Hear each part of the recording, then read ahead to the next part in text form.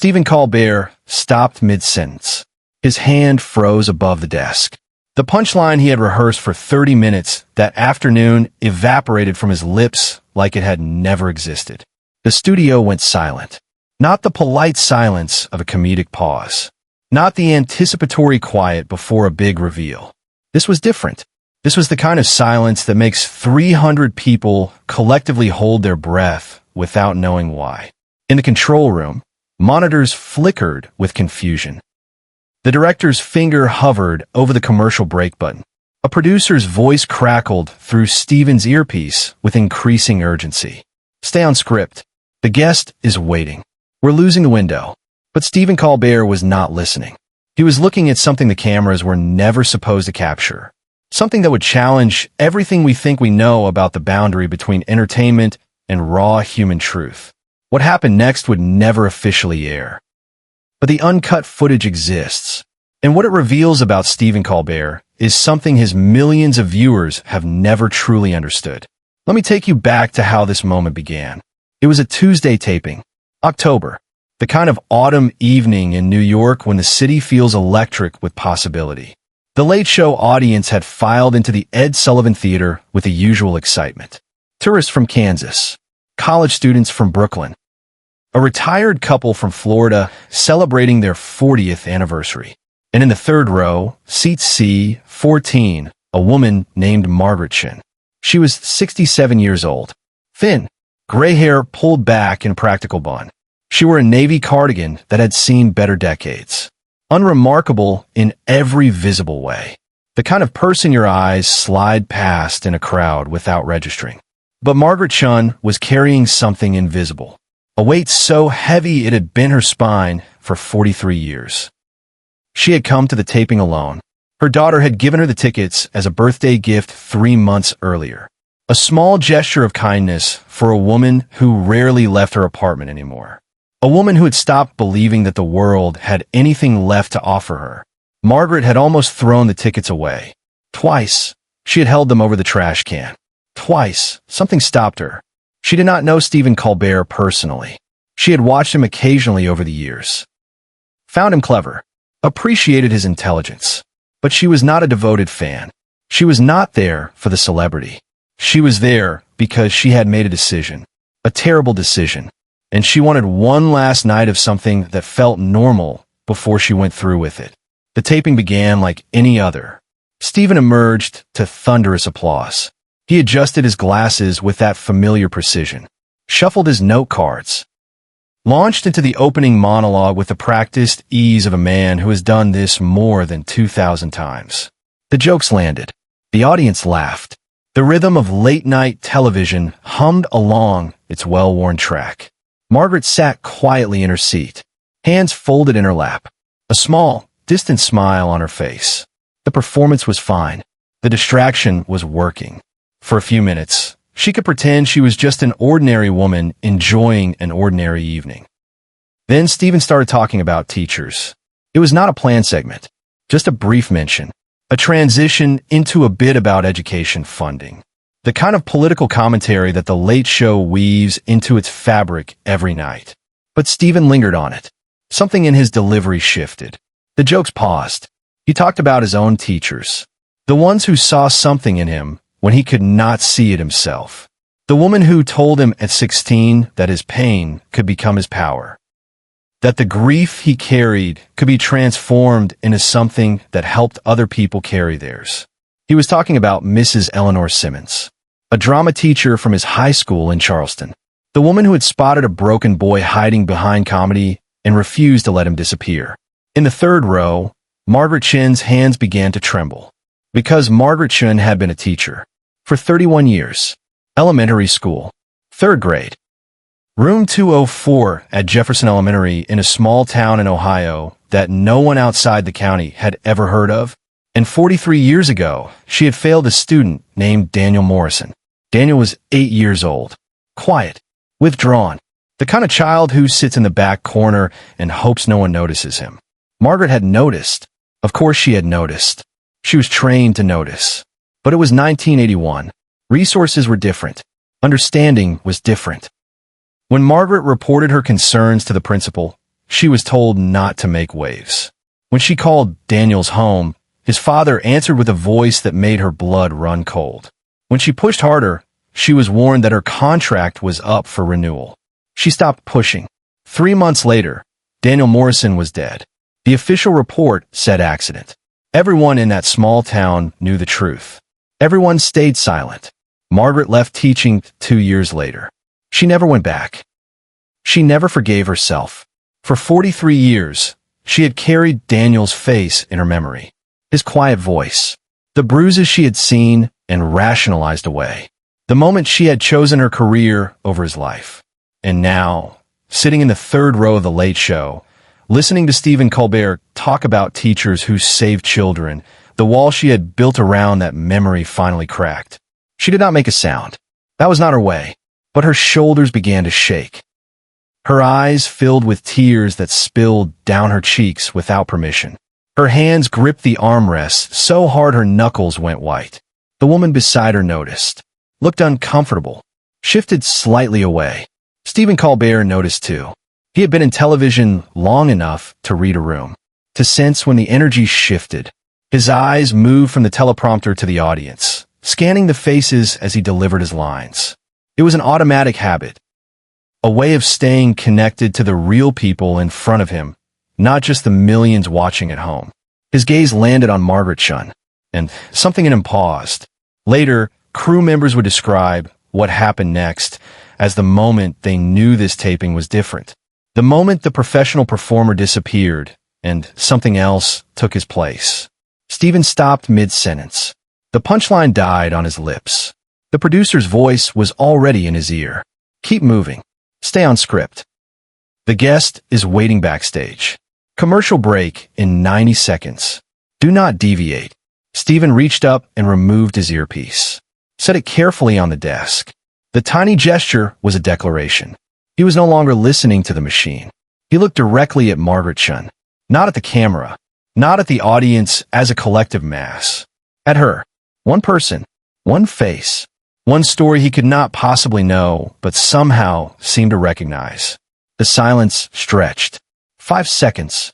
10. An eternity in television time. Then Stephen did something that violated every unwritten rule of late-night broadcasting. He stood up from his desk, walked to the edge of the stage, and spoke directly to a stranger in the third row. His voice was different, softer, stripped of the performance polish that usually coated every syllable. The voice of a man, not a host. He asked her if she was okay. Margaret could not answer. 43 years of silence had found their breaking point. Words were not going to come easily, but she shook her head. A small motion. Honest. The first honest thing she had allowed herself in longer than she could remember. Stephen nodded. He did not try to fill the silence with platitudes. He did not rush to move on. He simply waited. Present. Patient. Witnessing.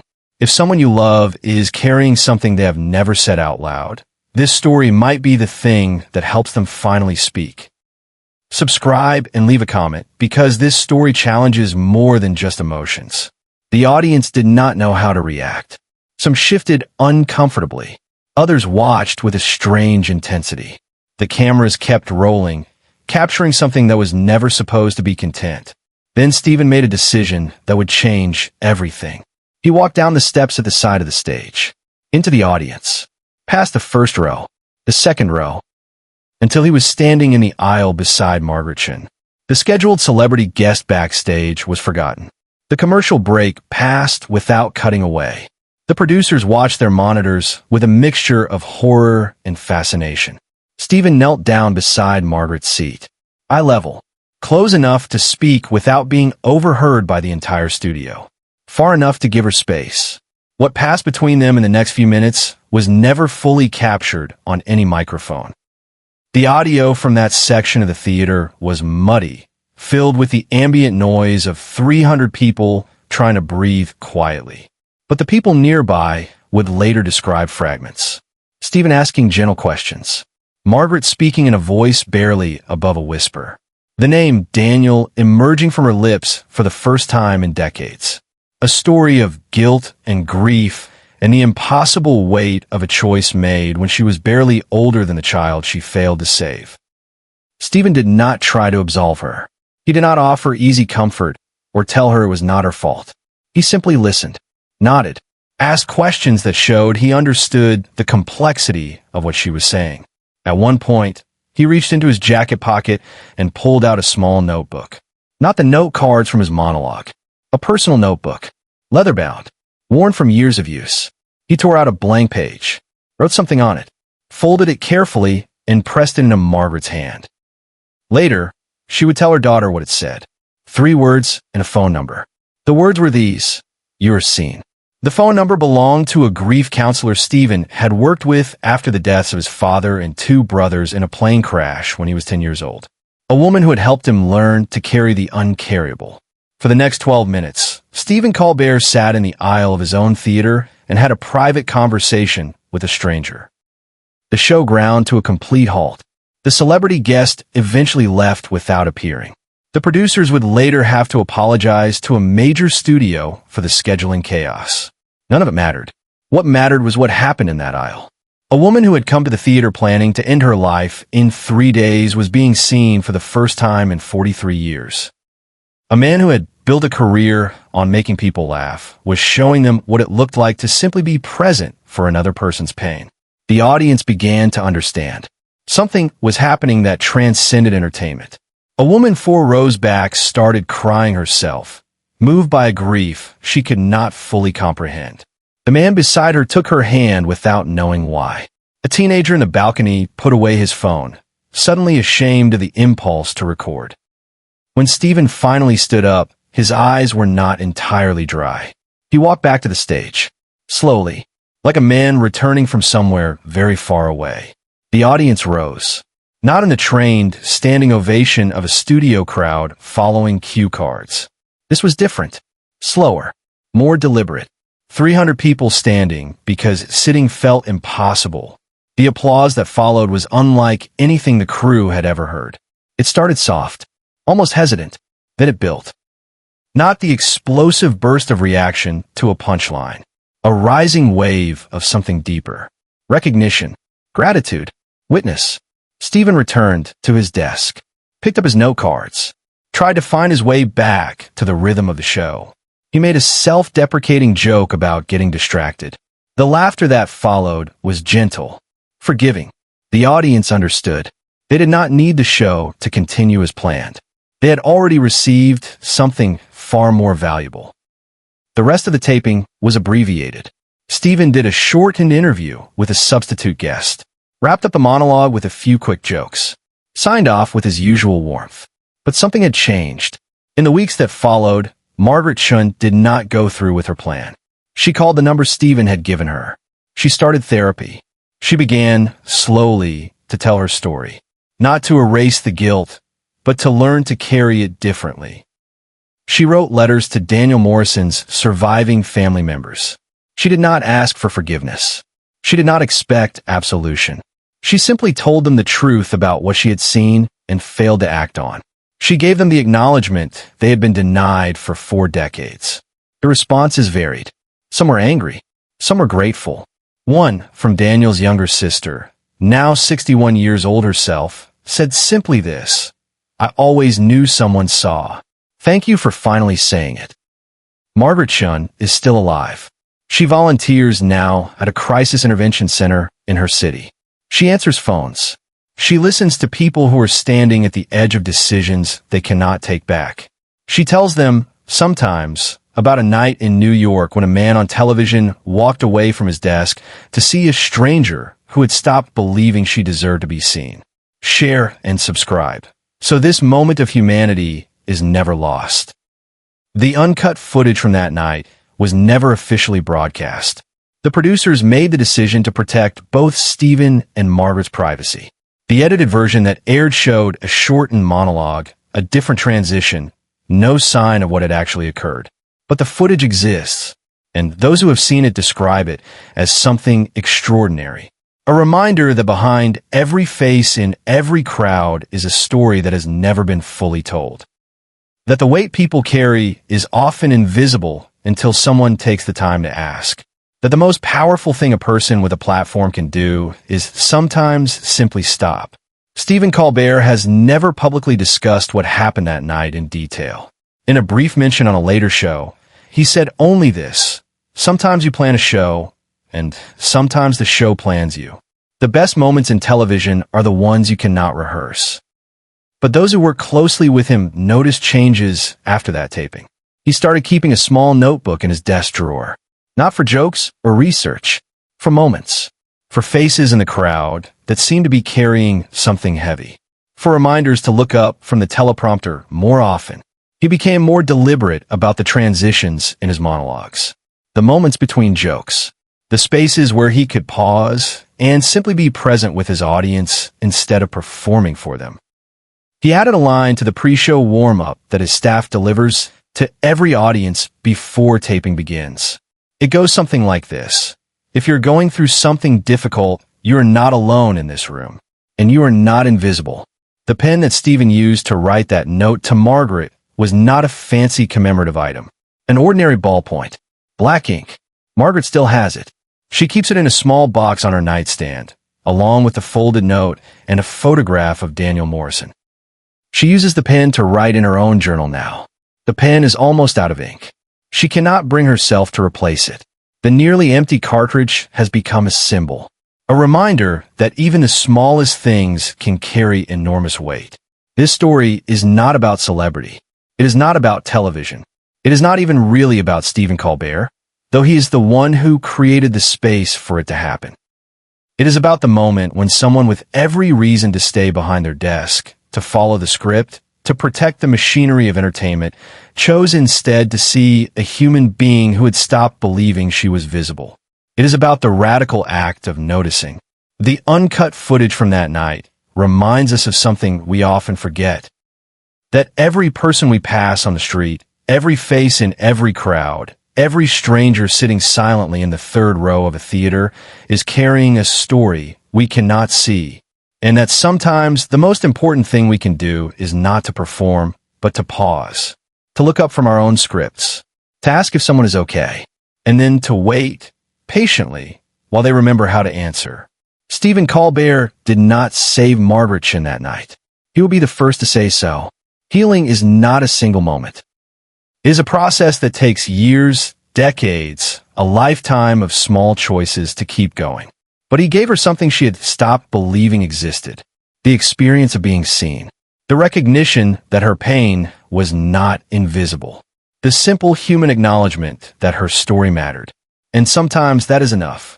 Sometimes that is exactly enough to change everything. The footage from that night remains locked in the archives of The Late Show. Perhaps it will never be released. But the story is already out there, in the memories of 300 people who witnessed it, in the life of a woman who chose to keep living, in the small changes that rippled through a television show. And now in you have heard what happened. You carry this story now. What you do with it is up to you. Perhaps you will think of someone in your own life carrying something heavy. Perhaps you will pause the next time you see a stranger with tears in their eyes. Perhaps you will remember that every face in every crowd is a story waiting to be told. Or perhaps you will simply remember this: that Stephen Colbert, a man who has made millions of people laugh, once walked away from his desk in the middle of a show to kneel beside a woman he had never met. Not for the cameras, not for the content, for the simple, radical, revolutionary act of seeing another person. The laughter will resume. The jokes will continue. The machinery of entertainment will grind forward, as it always does. But somewhere, in a small apartment, an elderly woman is writing in a journal with a nearly empty pen. And she is still here. She is still here because someone stopped. That is the story. That is what the uncut footage reveals. That is what Stephen Colbert showed us in a moment that was never supposed to happen on live television. The most human thing any of us can do is simply this: to see each other. To really see each other, not as audiences or demographics or content to be consumed, as people, as stories, as lives that matter. Stephen Colbert sees. He is always seen. And on one October night, in the third row of a theater in New York, he proved it in a way that none of us will ever forget.